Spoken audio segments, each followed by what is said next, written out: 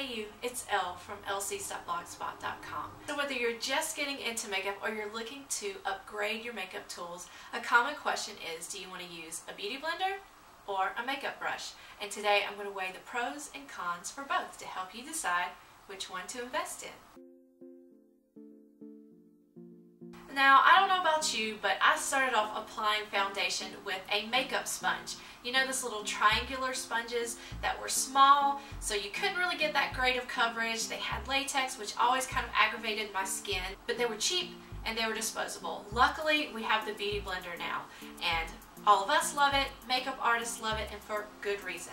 And I know you're thinking $20 for a makeup sponge, but it really is awesome, and there are a lot of reasons why I love it. So first of all, let's talk about the shape. This ergonomic egg shape makes it great for getting into those small areas around your face as well as all over. You can use this to apply beyond foundation, so think liquid cream foundations, bronzers, cream blushes, concealers, liquid and cream highlighters, and cheek tints. They're all great for that.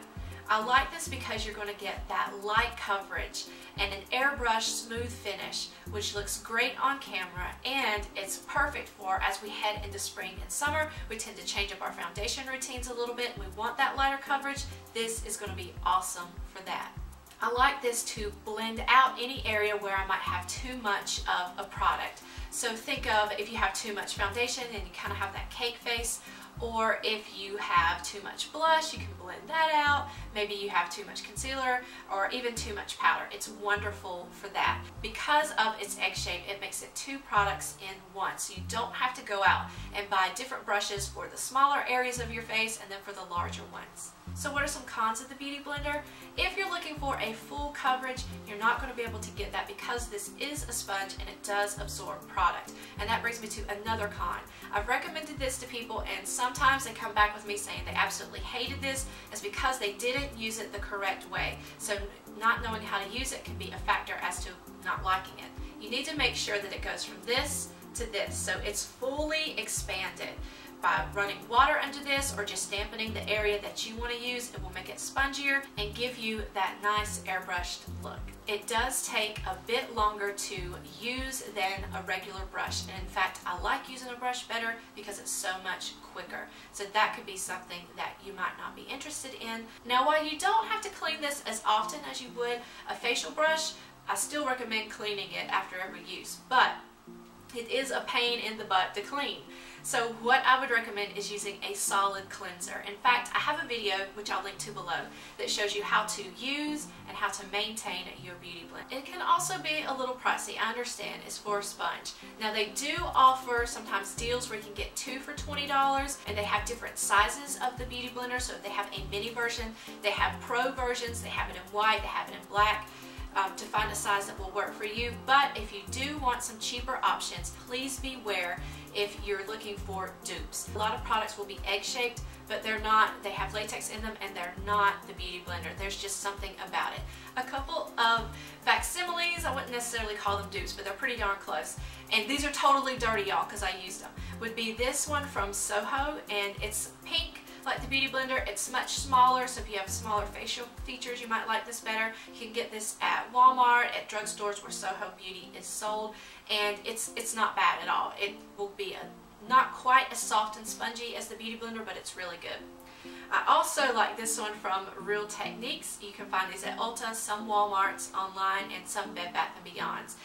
I did a post comparing this to the Beauty Blender if you want to check that out, but it is pretty darn close. So it's nice, spongy, but as I said before, there's just something about the Beauty Blender that I love the most.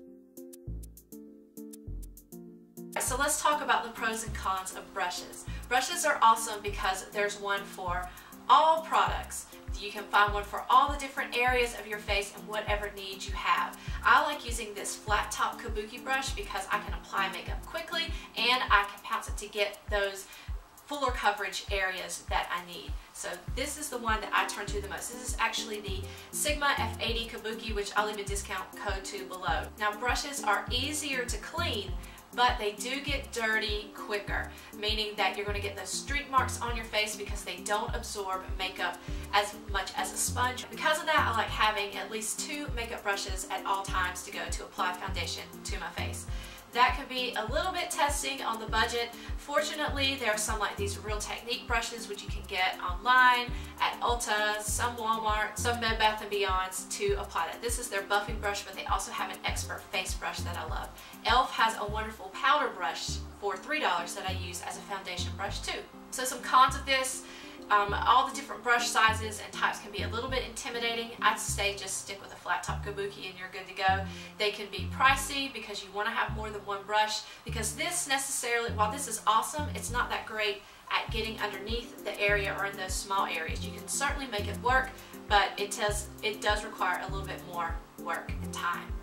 These are easier to clean, but you have to clean them more often. So those are my thoughts on the pros and cons of the Beauty Blender and the brush. I personally use both of these. I use both of them today actually, and I use brushes more, but you have to decide what's going to work best for your needs and your budget. I hope this helps. If you have any questions, please don't hesitate to leave me a comment below. You can also contact me at my email, which is listed in the down bar below, for more information. Have a great day. Be safe, behave, and be well. Love, Elle. Bye.